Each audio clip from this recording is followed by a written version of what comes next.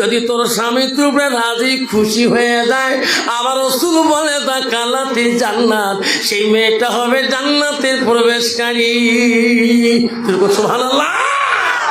বাবা আজকের যে ডিজিটাল নারী রে বাপ, তোমার মার্কুলেট নাই, আমার বকশিরত আছে।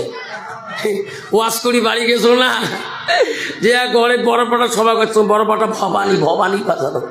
সকালে 4 টাকা থেকে গেটের দরজা আলেম মানুষ একটু অভ্যেস আছে, সালাম দিয়ে ঢোকা খায় বাড়ি।